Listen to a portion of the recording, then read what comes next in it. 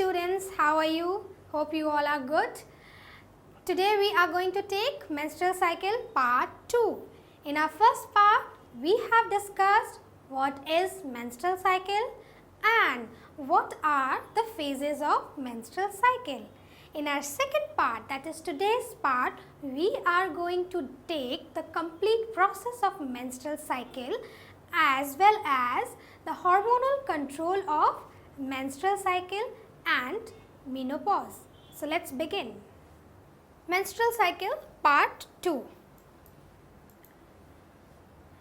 A woman's reproductive system consists of an arrangement of organs. And what are the organs that are present in a woman's reproductive system? It consists of ovaries. It consists of fallopian tubes, and fallopian tubes are also known as uterine tubes. It consists of uterus or also known as womb and the vagina. Now, we have to see the complete process of menstrual flow, how the complete cycle of menstruation takes place. So, let's have a look at a video representation based on menstruation. A menstrual cycle.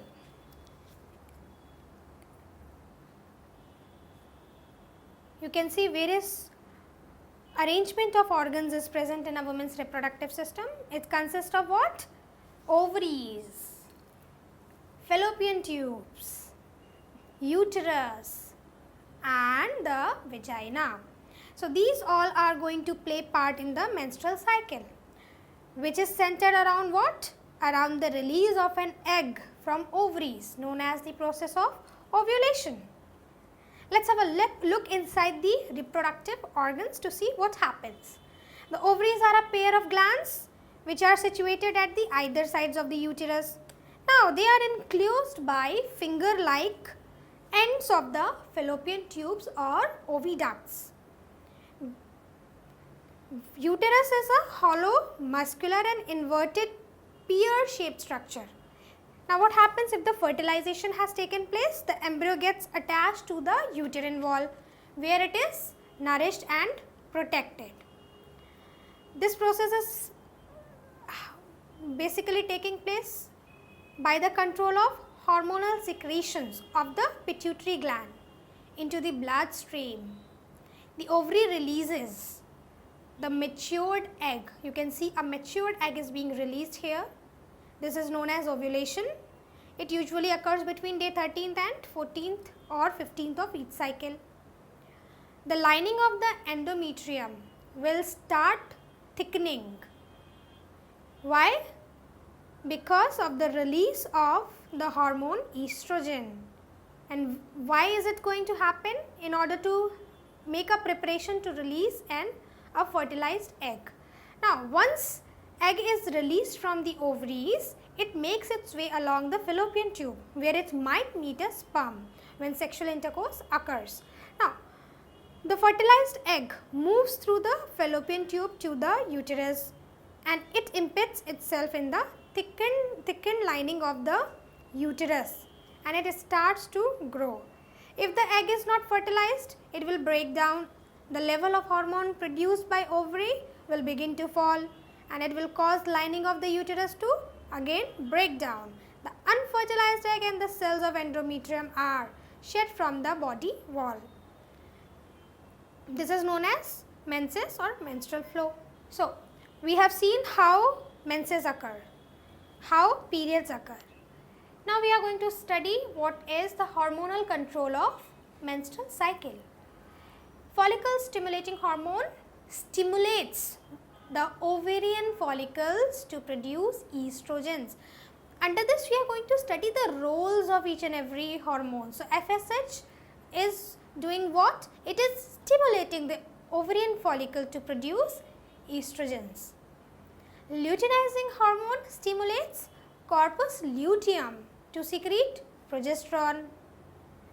And menstrual phase is caused. How? It is caused by the increased production of estrogen, and estrogens are produced due to FSH. Luteinizing hormone causes ovulation. So, it is the hormone responsible for the process of release of ovum. Proliferative phase is caused by the increased production of estrogen. So, estrogen is responsible for the proliferative phase, and secretory phase is caused by the increased production of progesterone. So, progesterone is responsible for the secretory phase. Next, we will look what is menopause. In a woman's life, a phase comes when ovulation and menstruation stops. This phase is known as menopause, and it occurs between 45 to 55 years of age. What are the causes of menopause? There are considered to be two theories, theory 1 and theory 2, for the cause of menopause. As per the theory 1, what happens? It's considered as a result of changes in pituitary gland, and hypothalamus causes menopause. So, the result of changes in pituitary gland and hypothalamus is supposed to be the cause behind menopause as per the theory 1. As per the theory 2, decline in estrogen and progesterone level, both of these will cause menopause. Estrogen and progesterone are the very important hormones involved in the menstrual cycle. We have learned about these two hormones in the hormonal control.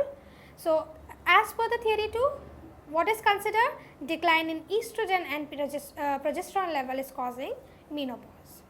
If you have any questions, then write us on discussion board at askIITians.com. There you can post your queries where experts will answer your questions. So students, this was all about menstrual cycle. Hope you have understood the complete topic. Keep tuned for more lectures on immune system, muscle contraction and lots more. Thank you.